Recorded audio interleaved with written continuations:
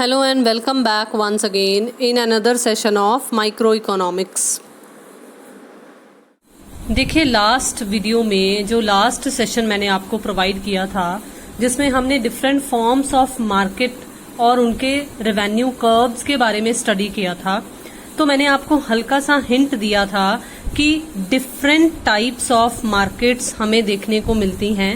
एक perfect competition, एक monopoly और एक मोनोपोलिस्टिक कंपटीशन जो एक इकोनॉमी में एग्जिस्ट करती होती है। तो जो आज का हमारा सेशन है वो basically in forms of market में से ही हम आज परफेक्ट कंपटीशन को स्टार्ट करेंगे कि परफेक्ट कंपटीशन क्या है, इसे और फर्दर डिटेल में स्टडी करेंगे कि इसके फीचर्स क्या हैं, किस तरह से एक प्रोड्यूसर इक्विलिब्रियम में हो सकता है अगर परफेक्ट कंपटीशन मार्केट में एग्जिस्ट कर रही है तो। क्योंकि ज्यादातर जो इकोनॉमिस्ट्स हैं उन्होंने परफेक्ट कंपटीशन को ही आधार माना है और उसके बेसिस पर ही आगे फर्दर जो जितने भी फॉर्म्स ऑफ मार्केट हैं उन्हें स्टडी किया गया है। तो इसलिए हम देखते हैं कि परफेक्ट कंपटीशन क्या होता है और इसके फर्दर फीचर्स वगैरह क्या है।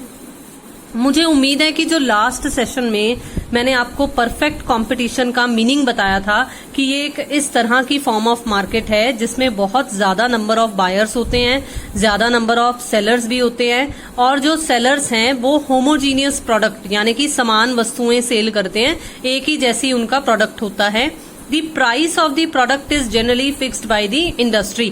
जो प्राइस है वो जनरली इंडस्ट्री के द्वारा फिक्स किया जाता है, मतलब उद्योग के द्वारा फिक्स किया जाता है। देखो जो उद्योग है वो किस बेसिस पर डिसाइड करता है प्राइस, वैसे तो हमारे पास अलग से चैप्टर आएगा, लेकिन मैं हल्का सा हिंट यहाँ पर आपको दे देना चाहूंगी कि जो इंडस्ट्री होती है वो according to demand and supply forces decide करती होती है। मतलब किसी भी प्रोडक्ट की क्या डिमांड चल रही है मार्केट में और उसकी सप्लाई कितनी है, उन दोनों फैक्टर्स के आधार पर डिसाइड किया जाता होता है कि क्या प्राइस फिक्स किया जाना चाहिए। ये जब हम प्राइस डिटर्मिनेशन वाला चैप्टर करेंगे तो हमें ज्यादा बेटर तरीके से समझ में आ जाएगा।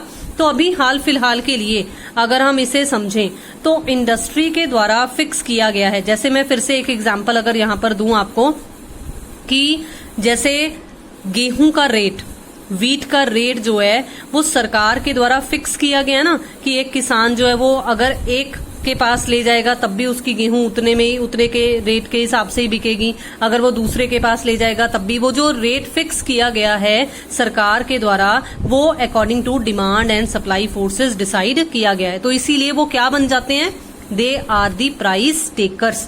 इसीलिए वो उसी कीमत को स्वीकार करने वाले, एक्सेप्ट करने वाले बन जाते हैं, क्योंकि वो उसी फिर पर्टिकुलर प्रेवलेंट प्राइस पर जो मार्केट में प्रिवेल कर रहा है उसी प्राइस पर अपने प्रोडक्ट को सेल करते हैं। तो मुझे उम्मीद है कि ये मीनिंग आपको क्लियर होगा। मैंने लास्ट सेशन में बहुत अच्छे तरीके से समझाया था।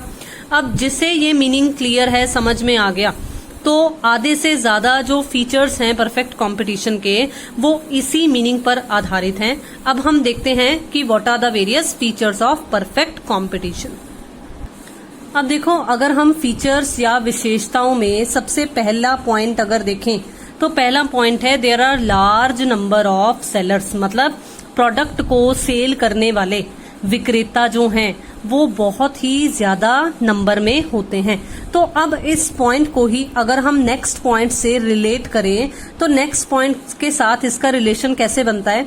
देखो लार्ज नंबर ऑफ सेलर्स है, अगर कोई सेलर, अगर कोई मैन्युफैक्चरर या किसी प्रोडक्ट को बेचने वाला ये सोचे कि मैं अपनी सप्लाई रोक लूं या अपने प्राइस को कम कर लूं और फिर मैं सेल करूं अपने प्रोडक्ट को, तो देखो उसके लिए वो बेनिफिशियल नहीं होता। कैसे, देखो मार्केट में प्राइस चल रहा है ₹10 सपोज, अगर वो सप्लाई रोक देता है तो बाकी लार्ज नंबर ऑफ सेलर्स हैं उसका प्रोडक्ट नहीं सेल हो रहा, लेकिन बाकी सेलर्स तो सेल कर रहे हैं, कंज्यूमर को कोई फर्क नहीं पड़ रहा, वो उसका नहीं तो किसी दूसरे का प्रोडक्ट खरीद लेगा। तो इसलिए यहाँ पर सप्लाई कम करने से किसको नुकसान हुआ, उस सेलर को जो सप्लाई कम कर रहा है, रोक रहा है। अच्छा, अगर वो प्राइस में चेंज लेकर आए, अगर वो ये सोचे कि क्यों, अगर कंज्यूमर डिमांड जो है ज्यादा तब करता है जब प्रोडक्ट का प्राइस कम हो जाए। अगर वो ये सोचे कि मैं 10 की बजाय 8 रुपए में अगर सेल कर दूं तो कंज्यूमर मेरा प्राइस ज्यादा खरीद लेगा, तो देखो वो अपना नुकसान करेगा, क्योंकि प्रेवलेंट प्राइस तो मार्केट में 10 रुपीज है। वो अगर 8 पे बेचेगा तो पर यूनिट वो 2 रुपए के हिसाब से नुकसान कर रहा है ना अपना, तो कोई भी सेलर अपना नुकसान नहीं करना चाहेगा। तो इसीलिए इसी बात को ध्यान में रखते हुए एक सेलर जो है परफेक्ट कंपटीशन में प्राइस टेकर होता है, यानी कि कीमत को स्वीकार करने वाला होता है। जो मार्केट में प्राइस प्रिवेल कर रहा होता है या जो इंडस्ट्रीज के द्वारा फिक्स कर दिया जाता है, वो उसी पर्टिकुलर फिक्स्ड प्राइस पर अपने प्रोडक्ट को सेल करना चाहता है। बिल्कुल इसी तरीके से अब जो हमारे पास नेक्स्ट पॉइंट है वो है large number of buyers. Buyer कौन होता है? क्रेता, यानी कि खरीदने वाला, जो खरीद रहा है, कंज्यूमर्स लाइक जैसे हम हैं। तो यहाँ पर है कि बेचने वाले भी बहुत सारे हैं और खरीदने वाले भी बहुत सारे हैं। तो जैसे यहाँ पर आपको एक एग्जांपल दी कि एक सिंगल सेलर प्राइस को इफेक्ट नहीं कर सकता, बिल्कुल उसी तरीके से अगर एक बायर या 10 बायर्स ये कहें कि हम नहीं डिमांड करेंगे, हम नहीं खरीदेंगे ये प्रोडक्ट, तो उनकी वजह से कोई फर्क नहीं पड़ेगा, क्योंकि अगर वो नहीं खरीदेंगे तो कोई और खरीद लेगा उस पर्टिकुलर प्रोडक्ट को। तो इसलिए ना तो सेलर प्राइस को इफेक्ट कर सकता है, ना ही बायर प्राइस को इफेक्ट कर सकता है। दोनों ही मैं तो कहूंगी कि परफेक्ट कंपटीशन में सेलर भी प्राइस टेकर है और बायर भी प्राइस टेकर ही होता है। इसीलिए जो भी मार्केट में प्राइस प्रिवेल कर रहा होता है उसी एग्जिस्टिंग प्राइस को दोनों को एक्सेप्ट करना पड़ता है। अब देखिए फोर्थ पॉइंट है होमोजीनियस प्रोडक्ट। मैंने आपको क्या बताया होमोजीनियस प्रोडक्ट का मतलब? होमोजीनियस का मतलब होता है समान वस्तुएं।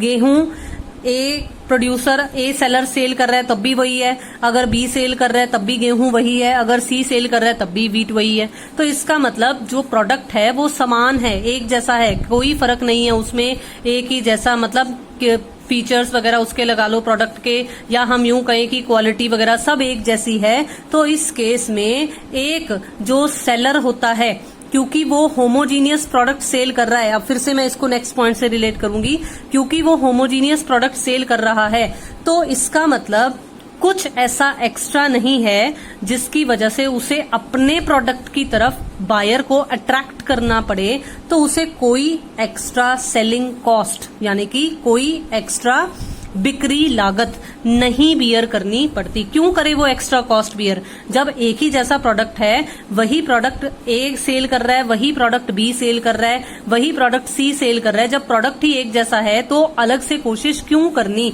क्यों मैं अलग से एक सेलिंग कॉस्ट बियर करूं या मार्केटिंग कॉस्ट बियर करूं ताकि मैं अपने प्रोडक्ट को दूसरे से ज्यादा प्रमोट करूं? तो एक्स्ट्रा, मैंने ये नहीं कहा कि बिल्कुल ही नहीं बियर करनी, मतलब एक्स्ट्रा एफर्ट्स लगाने की जरूरत नहीं होती, क्योंकि होमोजीनियस प्रोडक्ट्स होते हैं और कंज्यूमर एक ही तरह के प्रोडक्ट के लिए कोई एक्स्ट्रा एम्फेसिस उस पर देने की जरूरत नहीं होती है।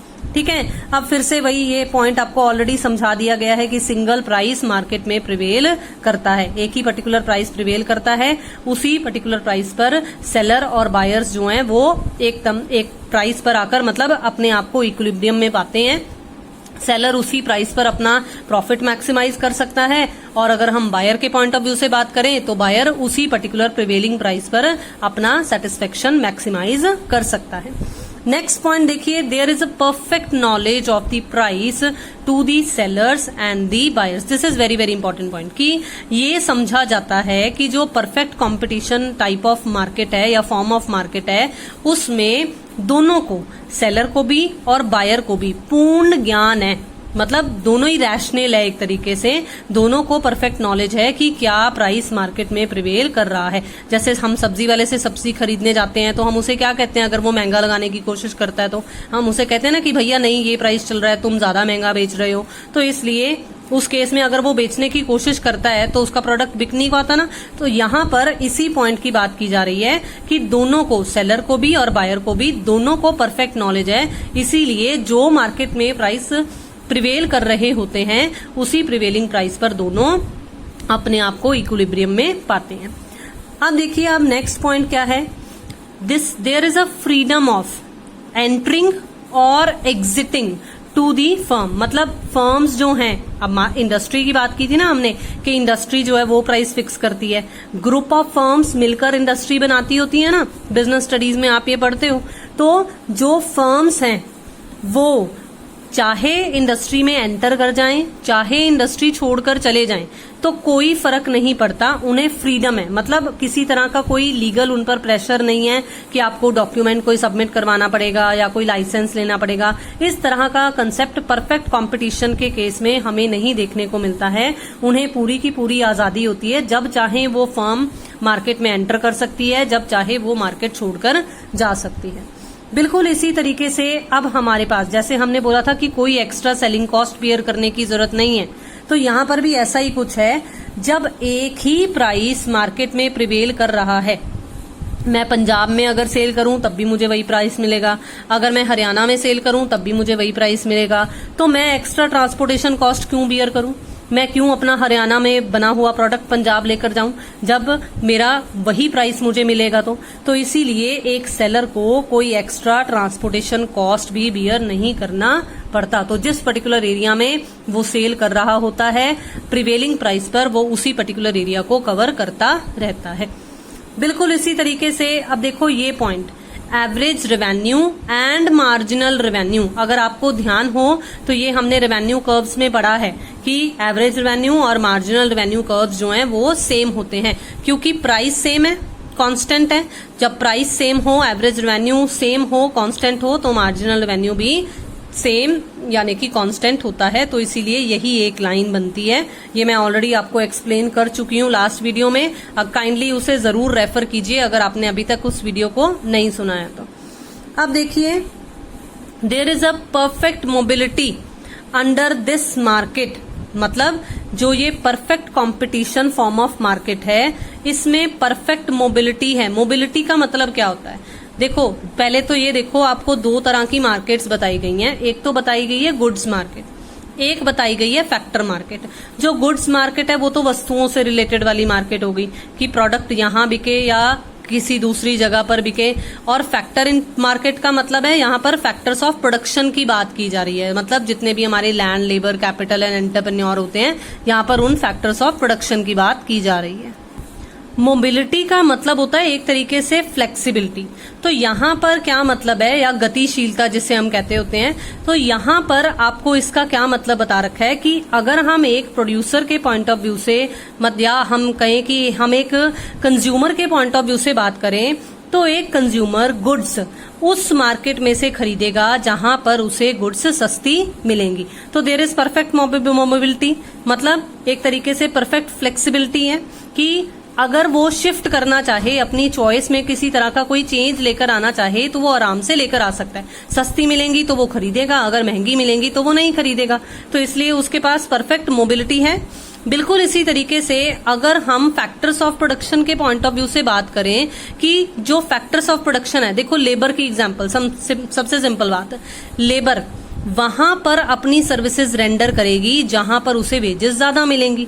तो एक साइड पर गुड्स के केस में सस्ते वाला कंसेप्ट है, और फैक्टर्स ऑफ प्रोडक्शन के पॉइंट ऑफ व्यू से अगर हम बात करें तो यहां पर आता है कंसेप्ट जहां पर हायर पेमेंट होगी, जहां पर उसे लगेगा, फैक्टर ऑफ प्रोडक्शन को लगेगा कि हमें ज्यादा फायदा हो रहा है, वहां पर उस तरह की चॉइसेस की जाएंगी। तो देयर इज परफेक्ट मोबिलिटी। जैसे हमने परफेक्ट नॉलेज का कंसेप्ट कहा था, बिल्कुल उसी तरीके से यहां पर आ गया कि अगर परफेक्ट नॉलेज होगी तो इसका मतलब हम परफेक्ट मैनर में हमारी चॉइसेस भी ले सकते हैं, डिसाइड कर सकते हैं। लास्ट पॉइंट जो मैंने यहां पर कवर किया है फीचर्स में, वो है independent decision making is there regarding the type of product to be produced और the quantity of the production etcetera. अब इस पॉइंट में एक प्रोड्यूसर के पॉइंट ऑफ व्यू से बात की गई है कि एक producer according to the demand patterns prevailing in the market वो डिसाइड कर सकता है कि उसे कौन से प्रोडक्ट की प्रोडक्शन की जानी चाहिए। उस पर कोई हार्ड एंड फास्ट रूल नहीं है कि वो यही प्रोडक्ट प्रोड्यूस करे, बल्कि वो मार्केट के सिनेरियो को देखते हुए डिसाइड कर सकता है, डिसीजन ले सकता है। वो इंडिपेंडेंट है, मतलब किसी तरह का कोई प्रेशर या दबाव नहीं होता है उसके ऊपर। तो वो डिसाइड कर सकता है कि उसे कितनी प्रोडक्शन करनी है, कौन सा प्रोडक्ट प्रोड्यूस करना है। वो सब डिसीजन वो अपने आप अपनी मर्जी से बिना किसी रोक टोक के ले सकता है। अब देखिए, अब यहाँ पर फीचर्स को कंप्लीट करने के बाद अब हम देखते हैं कि एक प्रोड्यूसर इक्विलिब्रियम में कब होता है। Just like a rational consumer, a rational producer always wants to maximize his share of profit। देखो, हमने कंज्यूमर सेटिस्फेक्शन नाम का एक कंसेप्ट पढ़ा है। तो एक कंज्यूमर जो कि रैशनल हो, मतलब सूझबूझवान हो, वो क्या डिसीजन लेता है जब भी कोई प्रोडक्ट बाय करता है कि मुझे मैक्सिमम सेटिस्फेक्शन मिले, वो अपनी यूटिलिटी को मैक्सिमाइज करना चाहता है। तो अगर हम एक प्रोड्यूसर के पॉइंट ऑफ व्यू से बात करें तो वो क्या करना चाहता है, वो चाहता है कि मेरा शेयर ऑफ प्रॉफिट इंक्रीज हो। अब प्रॉफिट किसके बराबर होगा, आप खुद सोचकर देखिए कि प्रॉफिट टोटल रेवेन्यू, अब हम रेवेन्यू के कंसेप्ट भी पढ़ चुके हैं, हम कॉस्ट के कंसेप्ट भी पढ़ चुके हैं। अगर मेरा रेवेन्यू मेरी कॉस्ट से ज्यादा होगा तो दैट मीन्स जो वो डिफरेंस है वो क्या है, वो प्रॉफिट है ना, वो लाभ है। तो एक प्रोड्यूसर जो है वो इक्विलिब्रियम में तब होगा जब उसे मैक्सिमम प्रॉफिट मिलेगा। एक तो सिंपल सा वेग सा एक ये कंसेप्ट है, ठीक है। अब हमने ये पढ़ा हुआ है कि बेसिकली जो टाइम पीरियड होता है उसे दो कैटेगरीज में डिवाइड किया जाता है, एक शॉर्ट रन और एक लॉन्ग रन। तो इसलिए जो प्रोड्यूसर का इक्विलिब्रियम है उसे भी दो डिफरेंट टाइम फ्रेम्स के अकॉर्डिंगली स्टडी किया गया है। एक शॉर्ट पीरियड वाली सिचुएशन है और एक हमारे पास लॉन्ग पीरियड वाली सिचुएशन है। अब मैककॉनल ने एक छोटी सी डेफिनेशन दी है जो कि बहुत इंपॉर्टेंट है। शॉर्ट रन से रिलेटेड बेसिकली ये डेफिनेशन है। तो उन्होंने क्या कहा है, in the short run the producer will be in equilibrium when he produces that output at which he maximises profit और मिनिमाइजेस लॉसेस। अब देखो, आपको प्रॉफिट का कंसेप्ट तो मैं बता ही चुकी हूं। अब यहां पर आपको एक नया कंसेप्ट इंट्रोड्यूस किया गया है कि भाई एक प्रोड्यूसर जो है वो तब भी इक्विलिब्रियम में हो सकता है जब वो उतना आउटपुट प्रोड्यूस कर रहा है कि जहां पर उसका प्रॉफिट या तो मैक्सिमम हो रहा है, मतलब उसका प्रॉफिट मैक्सिमम हो रहा है, या उसे मिनिमम लॉस सहना पड़ रहा है। अब मिनिमम लॉस वगैरह क्या होता है, प्रॉफिट मैक्सिमम तो समझ में फिर भी आता है, लेकिन ये मिनिमम लॉस का मतलब क्या है ये हम अब डिटेल में स्टडी करते हैं शॉर्ट रन के पॉइंट ऑफ व्यू से इक्विलिब्रियम का कंसेप्ट। देखो, शॉर्ट रन इक्विलिब्रियम यानी कि एक अल्पकाल में एक प्रोड्यूसर कब संतुलन में हो सकता है या बैलेंस्ड सिचुएशन में हो सकता है, उसके दो मेथड्स हैं। फिर से मैं कहूंगी कि हमें एक मेथड ही कवर करना है, एक मेथड कट हो गया है फिलहाल के लिए for this session due to कोविड-19 पैंडेमिक। ये जो प्रोड्यूसर्स इक्विलिब्रियम है उसकी एमआर और एमसी अप्रोच यानी कि marginal revenue and marginal cost approach जो है वो कट हो गई है। हमें सिर्फ total revenue and total cost approach के पॉइंट ऑफ व्यू से ये स्टडी करना है, तो एक ही मेथड हमने कवर करना है। अब देखो, in short run there are some factors of production which are fixed. ये पढ़ा हुआ है ना हमने कि कुछ फैक्टर्स ऑफ प्रोडक्शन फिक्स्ड होते हैं अल्पकाल में। Therefore, a firm concentrates on the usage of variable factors in such a manner that it tries to maximize its profits और minimize its losses। इसलिए शॉर्ट रन में एक फर्म ने जिस बात पर कंसंट्रेट करना होता है, जिस बात पर ध्यान देना होता है, वो होती है कि किस तरह से हम हमारे परिवर्तनशील कारकों का यानी कि वेरिएबल फैक्टर्स का इस्तेमाल किया जाए और इस तरीके से किया जाए कि हम या तो प्रॉफिट्स मैक्सिमम हासिल कर सकें, या अगर हमें कभी किसी सिचुएशन में लॉस सहना भी पड़े, जैसे आजकल वाले हालात चल रहे हैं तो लॉसेस हो रहे हैं ना, लॉस अगर सहना भी पड़े तो वो लॉस मिनिमम वाला लॉस हो। तो अब इन दोनों पॉइंट्स को, इन दोनों सिचुएशंस को जो शॉर्ट रन की हैं, इस अप्रोच की, टीआर और टीसी अप्रोच की, देखते हैं कि हमें मैक्सिमम प्रॉफिट का क्या मतलब है और मिनिमम लॉस का क्या मतलब है एक डायग्रामेटिक प्रेजेंटेशन के थ्रू। सबसे पहले अब हम स्टडी करेंगे सिचुएशन ऑफ मैक्सिमम प्रॉफिट। मैं सबसे पहले आपको एक बात क्लियर कर देना चाहती हूँ कि मैंने सिर्फ डायग्रामेटिक प्रेजेंटेशन दिया है, लेकिन इस डायग्राम को आपने एक्सप्लेन भी करना है ताकि एग्जाम्स में आपकी लेंथ क्वेश्चन की, आंसर की इंक्रीज हो सके। तो इसलिए जरूरी है कि जो भी हम डायग्रामेटिक प्रेजेंटेशन करें हम उसके बारे में फर्दर एक्सप्लेनेशन भी दें। जैसे मैथ्स में करते थे ना कि डायग्राम बनाने के बाद वो जो ज्योमेट्रिकल डायग्राम्स बनाते थे और स्टेप्स ऑफ कंस्ट्रक्शन भी लिखते थे, बिल्कुल इसी तरीके से यहाँ पर भी हमें डायग्राम्स को एक्सप्लेन करना जरूरी है। तो देखिए जो मैक्सिमम प्रॉफिट वाली सिचुएशन है वो क्या कहती है। देखो मैंने अभी अभी आपको प्रॉफिट का मतलब बताया कि प्रॉफिट का मतलब क्या होता है, TR माइनस TC। तो जहां पर TR माइनस TC वाला ये डिफरेंस मैक्सिमम होगा वही होगी ना हमारी सिचुएशन ऑफ मैक्सिमम प्रॉफिट। तो देखते हैं कि ये किस तरह से हमें डायग्रामेटिकली प्रेजेंट किया गया है। देखो हमें टोटल कॉस्ट कर्व के बारे में पता है, हमने कॉस्ट वाले चैप्टर्स पढ़े हैं, ठीक है। हमने टोटल रेवेन्यू का अगर कंसेप्ट आपने ध्यान से समझा हो, मैंने आपको मार्जिनल रेवेन्यूज वाले कंसेप्ट और एवरेज रेवेन्यूज वाले बताए थे। टोटल के कंसेप्ट में हमने एक टेबुलर प्रेजेंटेशन की फॉर्म में समझा था कि जब कोई फर्म कुछ भी नहीं सेल करती है तब कुछ भी रेवेन्यू नहीं होता है। तो इसका मतलब जो TR कर्व है वो एक तरीके से जीरो लाइन से ही शुरू हो रही 45 डिग्री की एक स्ट्रेट लाइन आपको बताई गई है कि कांस्टेंट मैनर से जो टोटल रेवेन्यू है वो इंक्रीज होता है, ठीक है। एक सिंपल सा मीनिंग आपको बताया गया। तो यहां पर आपको क्या बताया गया है, हमें टोटल कॉस्ट हमें पता है कि पहले ये टोटल कॉस्ट, क्योंकि शॉर्ट रन की बात है तो इसमें फिक्स्ड कॉस्ट इंक्लूडेड है, तो ये जीरो से नहीं शुरू होगी, ये जीरो से हायर पॉइंट पर शुरू होगी, ठीक है। अब क्या होगा, जब हम धीरे धीरे स्टार्टिंग में इकोनॉमीज या हम वो किया था ना कि हम अपने फिक्स्ड फैक्टर के साथ जब ज्यादा वेरिएबल फैक्टर का इस्तेमाल करेंगे तो स्टार्टिंग में हमें डिमिनिशिंग कॉस्ट वाले रिटर्न्स मिलने शुरू होंगे। वो सब वही कंसेप्ट्स हैं जो हम ऑलरेडी पहले वाले चैप्टर्स में कर आए हैं। तो उन्हीं चैप्टर्स को, उन्हीं बेसिक कंसेप्ट्स को बेस मानते हुए हमारा जो टोटल कॉस्ट कर्व है, जिसको हमने समझा भी हुआ है कॉस्ट वाले कंसेप्ट्स में, कि वो कुछ इस तरह की शेप बनाएगा। अब देखो बहुत ही ध्यान से, हमारा जो टोटल कॉस्ट और टोटल रेवेन्यू है वो यहाँ पर एक बार अपने आप को इंटरसेक्ट कर रहा है। देखो यहाँ कट हो रहा है ना, तो TC और TR यहाँ आपस में एक दूसरे के बराबर हैं। तो फर्स्ट टाइम जब TC और TR एक दूसरे के बराबर होते हैं उस पॉइंट को ब्रेक इवन पॉइंट बोला जाता है। एज अ कॉमर्स स्टूडेंट, अगर आप कॉमर्स के स्टूडेंट्स हो तो ये ब्रेक इवन पॉइंट आपको फर्दर अकाउंटेंसी वाले कंसेप्ट्स में भी देखने को मिलेगा जब आप CVP एनालिसिस वगैरह पढ़ोगे।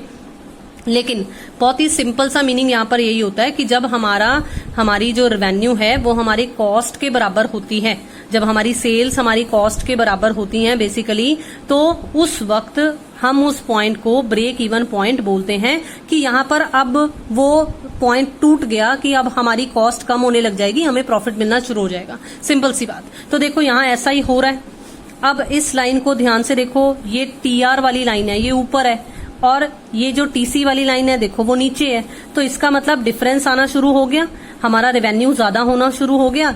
इस पॉइंट को देखो, इतने मार्जिन को देखो, इस मार्जिन में हमारी कॉस्ट ज्यादा है, हमारा रेवेन्यू कम है, तो हमें क्या हो रहा था, लॉस। तो देखो ये जो लाइन बनाई गई है नीचे, जिसे TPC लिखा गया है, this is total profit curve. यहाँ देखो ये नेगेटिव वाली साइड होती है ना, ये पॉजिटिव वाली साइड होती है। तो यहाँ पर अगर हम नेगेटिव वाली साइड देखें तो हमारा जो प्रॉफिट है वो पहले नेगेटिव में है, दैट मीन्स वो लॉस दिखा रहा है हमें। तो लॉस इसी वजह से है ना, क्योंकि अभी हमारा रेवेन्यू बढ़ नहीं रहा, हमारी कॉस्ट ज्यादा है। जब हमारा रेवेन्यू हमारी कॉस्ट से ज्यादा हो गया तो दैट मीन्स हमें प्रॉफिट मिलना शुरू हो गया। तो धीरे धीरे हमारा प्रॉफिट बढ़ रहा है। और यहां ध्यान से देखो, ये जो C और D वाली CD वाला पॉइंट है, इस पॉइंट पर हमारा मैक्सिमम प्रॉफिट हमें अचीव हो रहा है। और इसी CD के पैरेलल अगर हम देखें तो ये PP प्रोडक्शन यानी कि OP, ये हमारा ऑप्टिमम प्रोडक्शन लेवल आ जाता है, क्योंकि इस पॉइंट पर एक प्रोड्यूसर जो है वो मैक्सिमम प्रॉफिट अचीव कर पा रहा है। उसके बाद देखो फिर से डिसइकोनॉमीज, डिमिनिशिंग रिटर्न्स या इंक्रीजिंग कॉस्ट वाला कंसेप्ट शुरू हो गया, तो धीरे धीरे मार्जिन कम होना शुरू हो गया। लेकिन अब आप कहोगे कि इस पॉइंट पर भी तो TC और TR बराबर है, तो इसे भी तो ब्रेक इवन बोलेंगे। No, break even profit earn करने से, प्रॉफिट स्टार्ट अर्निंग मतलब जब हमने अभी शुरू नहीं किए प्रॉफिट कमाने, उससे पहले जब TC और TR आपस में इंटरसेक्ट करते हैं उसे ब्रेक इवन पॉइंट बोला जाता है। और एक फर्म जितना जल्दी ब्रेक इवन पॉइंट गेन कर लेगी उतना ही उसे प्रॉफिट कमाने का ज्यादा मौका मिलेगा। तो मुझे उम्मीद है कि आपको ये डायग्रामेटिक प्रेजेंटेशन समझ में आ गई, जिसमें ओ वाई एक्सिस पर कॉस्ट या रेवेन्यू को शो किया गया है, ओ एक्स एक्सिस पर हमने शो किया है आउटपुट या प्रोडक्शन। देखिए अब हम समझेंगे second situation which is situation of minimum loss. देखो मैंने आपको मैक्सिमम प्रॉफिट के केस में क्या बताया, मैंने मैक्सिमम प्रॉफिट के केस में आपको बताया था कि जब टोटल रेवेन्यू हमारी टोटल कॉस्ट से ज्यादा है और ये गैप जब सबसे ज्यादा होगा, मैक्सिमम होगा, तो वो मैक्सिमम प्रॉफिट की तरफ इशारा कर रहा है। अगर मुझे लॉस देखना हो, सबसे पहले तो बेसिकली लॉस का अगर फॉर्मूला बनाना हो तो वो क्या बनेगा, वो बनेगा टीसी माइनस टीआर। मतलब जब हमारी कॉस्ट ज्यादा है, हमारा रेवेन्यू कम है। जैसे प्रॉफिट के केस में मैंने कहा कि जब ये गैप मैक्सिमम होगा तो वो मैक्सिमम प्रॉफिट की तरफ इशारा कर रहा है। बिल्कुल इसी तरीके से जब अब इस केस में ये लॉस सबसे कम होगा, मिनिमम होगा, तभी वो बनेगा ना मिनिमम लॉस वाला पॉइंट। अब देखो बहुत ही ध्यान से इस डायग्राम को, ओ वाई एक्सिस पर हमने कॉस्ट, रेवेन्यू या हम यहाँ पर लॉस भी लिख सकते हैं क्योंकि हम बेसिकली लॉस भी यहाँ पर शो कर रहे हैं, लॉस को कवर किया गया है। ओ एक्स एक्सिस पर हमने प्रोडक्शन को शो किया है। अब बहुत ही ध्यान से देखिए, मैं फिर से कहूंगी कि हमें टीसी कर्व पता है, हमें टीआर कर्व भी पता है, हमने टीवीसी कर्व भी जब कंसेप्ट्स ऑफ कॉस्ट किए थे तब ये समझा था कि ये लाइन कुछ इस तरह की बनती है। वेरिएबल कॉस्ट जीरो से ही शुरू होती है। क्यों? क्योंकि ये हमने समझा था ना कि लाइक रॉ मटेरियल वगैरह से रिलेटेड है, फिक्स्ड कॉस्ट वाला कंसेप्ट नहीं है। ये जैसे जैसे लेवल ऑफ प्रोडक्शन में चेंजेस आते हैं उस हिसाब से इसमें चेंजेस आते हैं, तो ये यहाँ जीरो से शुरू होती है। ठीक है, अब देखो बहुत ही ध्यान से कि जब आप कोई भी प्रोडक्शन नहीं कर रहे थे, जब आपका प्रोडक्शन लेवल जीरो था, तब आपको एक फिक्स्ड कॉस्ट बियर करनी पड़ती है, उसी की वजह से आपका टीसी वाला कर्व जो है वो इस पॉइंट से शुरू हो रहा है ना। ठीक है, अब देखो यहां से लेकर यहां तक वाली ये ओ सी या जीरो से लेकर ये सी पॉइंट तक जो पॉइंट है हमारा, ये हमारा क्या है, ये हमारा लॉस है ड्यू टू फिक्स्ड कॉस्ट। क्योंकि जब हम कोई भी प्रोडक्शन नहीं कर रहे हैं तब भी जो हमें ये लॉस सहना पड़ रहा है वो हमें ड्यू टू फिक्स्ड कॉस्ट सहना पड़ रहा है ना। अब देखो बहुत ही ध्यान से, अगर मैं बाकी सब में ये डिफरेंस देखूं, देखो मैंने बोला है जब टी सी और टी आर का डिफरेंस मिनिमम हो, ये रहा टी सी और ये रहा टी आर, तो देखो ये डिफरेंस सिर्फ इसका और इसका डिफरेंस देखो हायर है ना ये डिफरेंस। और अगर हम यहाँ पर ध्यान से देखें तो ये जो बी पॉइंट है, इस बी पॉइंट पर हमारा total revenue total variable cost को कट कर रहा है। इन पॉइंट्स पर नहीं कर रहा, यहाँ पे कहीं पे भी नहीं कर रहा, ना ही आगे कर रहा है, लेकिन इस पॉइंट पर कर रहा है कट। तो इसका मतलब ये एक ऐसा पॉइंट है जहां पर हमारा टोटल रेवेन्यू हमारी एटलीस्ट टोटल वेरिएबल कॉस्ट को कवर कर पा रहा है। जो नुकसान हो रहा है वो इस पॉइंट पर, वो किस चीज का नुकसान हो रहा है, वो उतना नुकसान हो रहा है जितना नुकसान हमें तब भी सहना पड़ता जब हम कोई प्रोडक्शन ना करते। तो बिल्कुल ही काम ठप करने की बजाय फायदा तो इसी में है ना कि एटलीस्ट हम अपनी प्रोडक्शन चालू रखें और टोटल वेरिएबल कॉस्ट को कम से कम कवर करते रहें, तो अपने आप हो जाएगा ना ये मिनिमम लॉस वाला कंसेप्ट। फिर से दोबारा से ध्यान से एक बार समझ लीजिए कि ये जो ए बी वाला मिनिमम लॉस है, लॉस क्यों है, क्योंकि टीसी वाली लाइन ऊपर है, इस बार टीआर वाली लाइन नीचे है, तो ये टीसी माइनस टीआर लॉस को डिपिक्ट कर रहा है। ये जो डिफरेंस है ये उतना ही है जितना ये था, मतलब जब हमें फिक्स्ड कॉस्ट की हानि उठानी पड़ रही थी, जितनी हमें फिक्स्ड कॉस्ट की हानि उठानी पड़ रही थी, लॉस उठाना पड़ रहा था, उतना ही लॉस हमें इस पॉइंट पर भी उठाना पड़ रहा है। तो यहाँ पर है कि कम से कम हम हमारी टोटल वेरिएबल कॉस्ट को तो कवर कर पा रहे हैं। बाकी सब में देखो यहाँ से यहाँ तक का ये मार्जिन ये ज्यादा है, ये ज्यादा है, लेकिन सिर्फ इस पॉइंट पर ये उतना ही है जितना यहाँ पर था। तो इसीलिए फिर से मैं दोबारा से कहूंगी कि बंद करने की बजाय प्रोडक्शन को कम से कम हम मार्केट में काम तो कर रहे हैं ना, फंक्शनिंग तो कर रहे हैं ना, तो इसीलिए कोशिश ये है कि चाहे मिनिमम लॉस ही सही, हमारी कंपनी, हमारी फर्म बंद नहीं होगी। तो एक रैशनल फर्म या तो प्रॉफिट को मैक्सिमाइज करने की कोशिश करती है या मिनिमम लॉस पर ही काम करती रहती है। ठीक है, तो मुझे उम्मीद है कि आज का जो ये सेशन रहा है जिसमें मैंने आपको एक प्रोड्यूसर के पॉइंट ऑफ व्यू से परफेक्ट कंपटीशन के केस में बेसिकली क्या होता है, क्या फीचर्स हैं और किस तरह से एक प्रोड्यूसर इक्विलिब्रियम में हो सकता है, ये कंसेप्ट आपको टीआर एंड टीसी अप्रोच के अकॉर्डिंगली जरूर समझ में आया होगा। Kindly do some favours, subscribe the channel अगर आपने अभी तक चैनल को सब्सक्राइब नहीं किया है। शेयर कीजिए वीडियोस को, लाइक कीजिए वीडियोस को, do comments also. Thank you so much for watching and have a nice day.